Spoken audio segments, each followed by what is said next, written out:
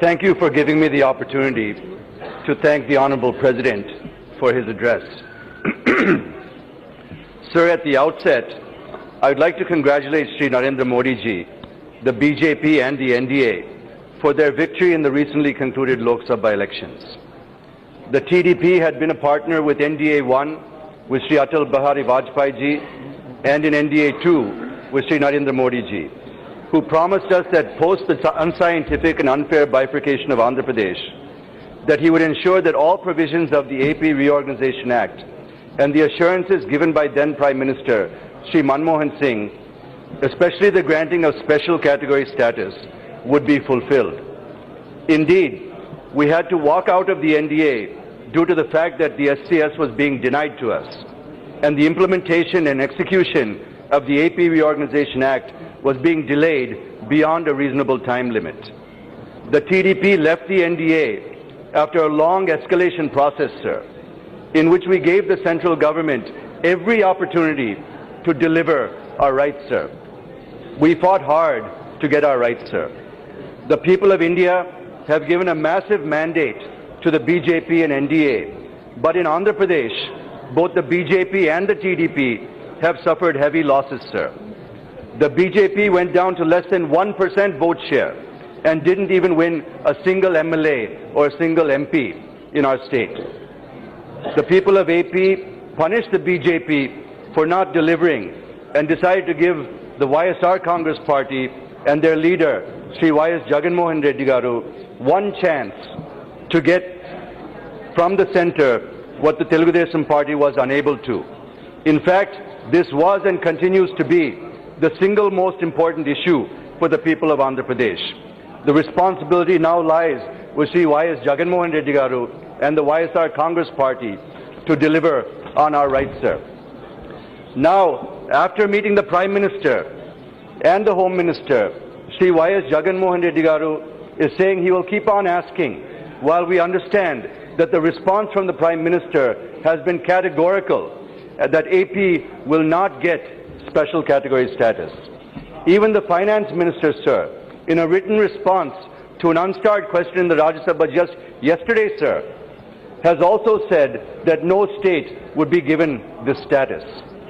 With the mandate given by the people of Andhra Pradesh to YSRCP, giving them 22 MPs, all eyes are now on them to see how they will succeed where we were unable to do so. I wish them all the success for the sake of our state of Andhra Pradesh. I also wish the Prime Minister all success and hope that his slogan of Sabka Saath, Sabka Vikas and Sabka Vishwas will apply to all regions, states and people equitably, sir.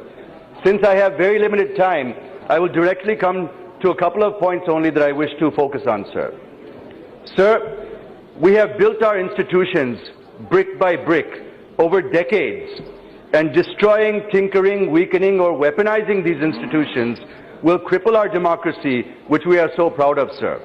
And if corrective measures are not taken, it will ultimately destroy our freedom and our liberty, sir. I am neither saying that this was started by the BJP, nor am I blaming any other government. All I'm saying is that it had reached its peak during the emergency, and we are seeing a similar scenario now as well. There are many examples, but I will give only 3 examples, sir.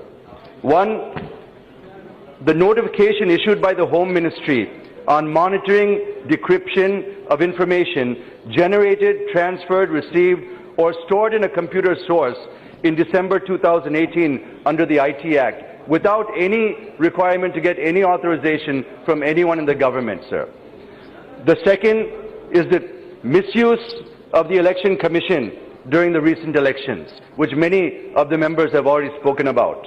The third, sir, and the latest one, is how the BJP is breaking our party and grabbing 4 of our Rajya Sabha MPs by resorting to coercive politics and weaponizing the institutions. The Honorable Prime Minister, in all his speeches, is using the phrase Sabka Saath. But what is happening on the ground and in Parliament and in the state assemblies is the other way around, sir. They were happening earlier also and are continuing even today. So I ask the Honorable Prime Minister, do you want history to show that this government is making it worse or that it is making it better, sir? Sir, what is the meaning of these slogans? Do you want all the parties to join BJP? Is that the meaning of Sabka Saath? Can we not be together if we are in different parties? Can we not be together if we speak different languages? Can we not be together if we have different beliefs? Can we not be together if we have different diets? Can we not be together if we wear different clothes? Sir, what is the meaning of Sabka Saath, sir?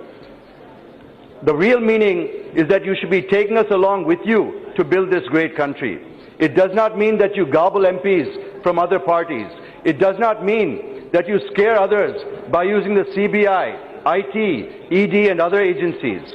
Sir, no party, however powerful it may be, no leader, however powerful he or she may be, and no institution should be able to dictate terms or impose their wishes on smaller and regional parties, sir. If this is allowed, it is tantamount to giving liberty to wolves, sir, which will result in the death of lambs. Sir, the second point I would like to make, a very important point, and then I will conclude. Sir, the former Chief Economic Advisor to the government, Sri Arvind Subramaniam, has sent ripples and contested the GDP figures between 2012 and 2017. In his working paper presented to Harvard University, he mentioned that the growth figures have been inflated by 2.5 percentage points during this period. If this is true, sir, and if we had known, the government could have taken the necessary steps in the banking system and the challenges in agriculture, which may have resulted in reduced NPAs and also helped the farmers a lot, sir. Now the entire country is worried which are the correct figures. The fourth quarter growth figures for 2018-19 stands at 5.8%, which is less than China for the first time in the last few years. This figure is really putting a question mark in the minds of people whether the government has really inflated the growth figures or not. Sir, it is not just the economic data, but even the unemployment figures had been suppressed, which stands at an all-time high in the last 40 years. This puts a cloud of doubt on all of our data and figures because we are not able to get the correct picture.